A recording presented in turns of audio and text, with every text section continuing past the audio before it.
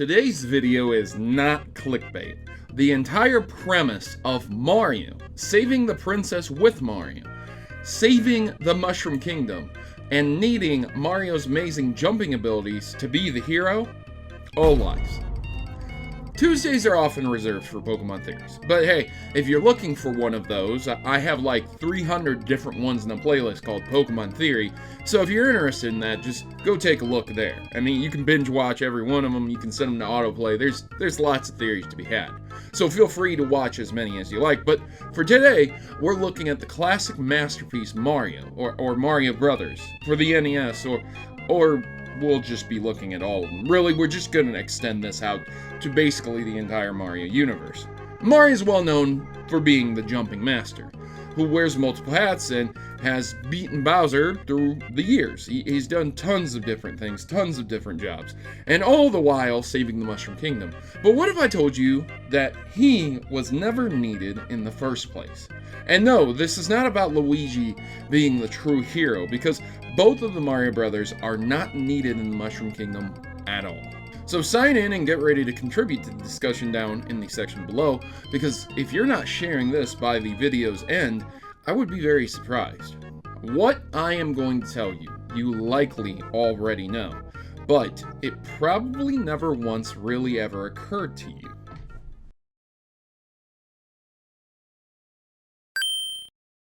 I'm going to assume that most people out there know the plot of the Mario Brothers, and that there are a few games I am going to have to explain a little bit before I jump into today's theory, but I'll just go ahead and explain it anyways. Firstly, the premise of the original Mario Brothers consists of the King Koopa using black magic to turn all the toads in the Mushroom Kingdom into bricks. Yeah, seriously, I know you might think it was just a giant snapping turtle kidnapping a princess, but no, it's seriously black magic.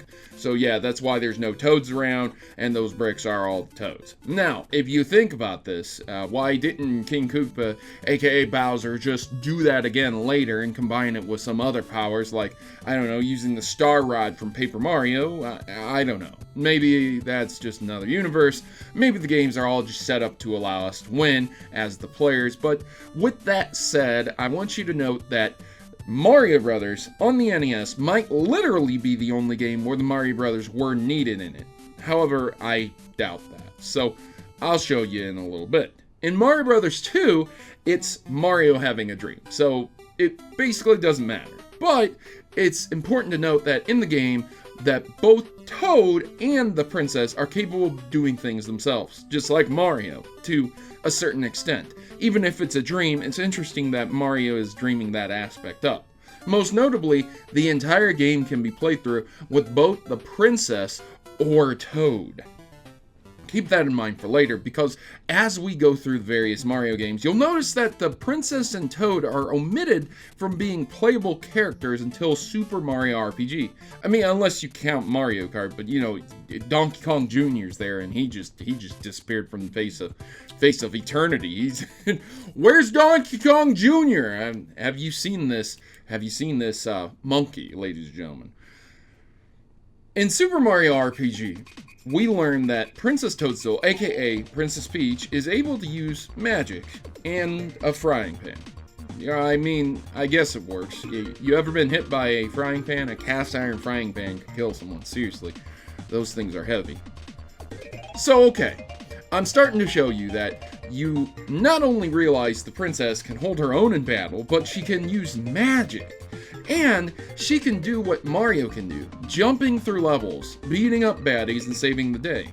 But then why do we need Mario? Well, okay, Bowser has shown that he's very powerful. He uses black magic. I mean, he can breathe fire, he can grow giant. And considering the Koopas are plentiful and a powerful army, it's not really a surprise that one person, Princess Peach, could be overwhelmed or overpowered in a battle. So, okay, I understand that. Yeah, the Toads aren't exactly known to be the most courageous and powerful soldiers for any army.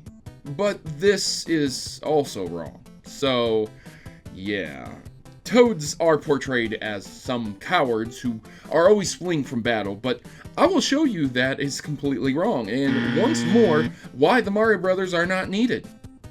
Another good example is Yoshi's Island, in which it is very clear the Mario Brothers are not needed, as Yoshi completely runs through the game alone. I mean, yeah, he has Baby Mario on his back, and there are a few small, tiny, very limited segments where you do use Baby Mario, but through the entirety of the game, you're using Yoshi. Alright, yeah, alright. Fast forward to Mario 64 DS, the remake of Mario 64 on the Nintendo DS, and we see that it's not Mario just having to save the princess in the castle anymore. It's Wario and Yoshi. Wario? I always thought it was interesting that you can use Wario in that game. Once more showing that you don't need Mario or Luigi to save the day, because you can save the day with Wario or Yoshi. So that's cool. But again, it just shows. But worst of all, I am going to show you how Yoshi, with his flutter kick, floating, and amazing eating egg-creating powers, are not needed. I will show you that Wario and his anti-hero brutality is not needed, that every other character, that the princess herself, with her floating abilities, magic, also is not needed, along with the Mario Brothers, to save the Mushroom Kingdom and beat Bowser. But Proto, when are you taking so long for? But Proto, are you stretching this out for a 10-minute video?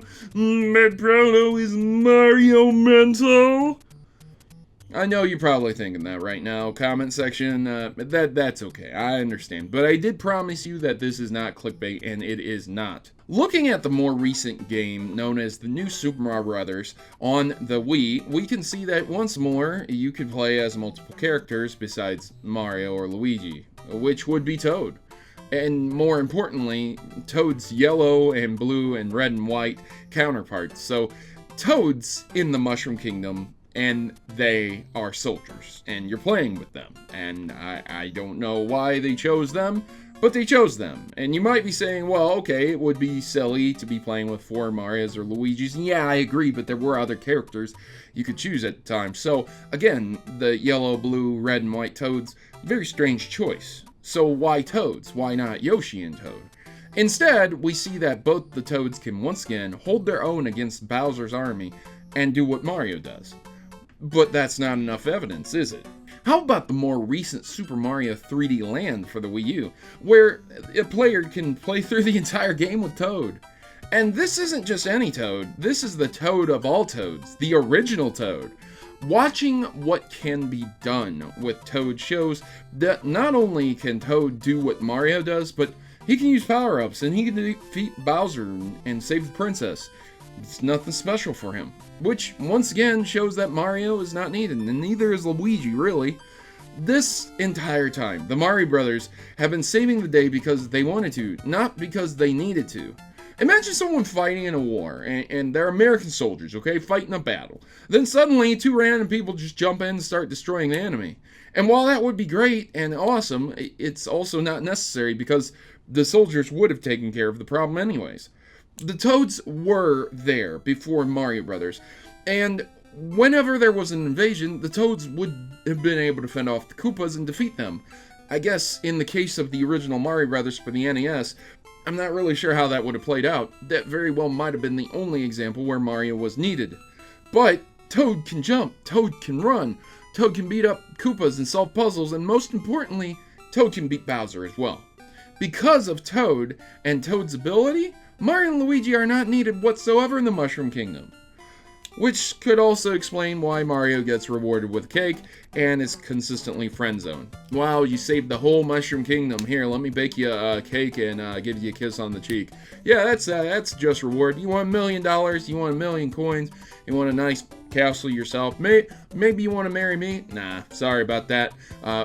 We can't be doing that. You're not royalty. So, do you think Toad could save the day without the Mario Brothers? Or do you think that without Mario and Luigi, Toad would have been destroyed? Let me know in the comments below, and as aforementioned, make sure to click that like button and share this with others if you did enjoy it and I showed you something you didn't really think about. Now, if you'll excuse me, I'm off to save the day with Toad. I've been your host, Protomario, and I'm signing out. As always, good gaming, God bless, and thanks for watching. Oh, and just Just a side note, I gotta tell you, it's pretty interesting some of the roles that Toad has played in the past. If you take a gander back there at my poster, you can not only see Donkey Kong Jr., which I talked about before, but you could also see Toad. So yeah, Toad was in Mario Kart. As early as the Super Nintendo days, you could be using Toad, but again, you could use him in Super Mario Brothers too. That was a dream. Super Mario Kart there is not. That might just be a side weird universe. Nonetheless, you could still play as Toad, and you could win the tournament with Toad. So there you go, ladies and gentlemen. Just some food for thought. Think about it and tell me what you think.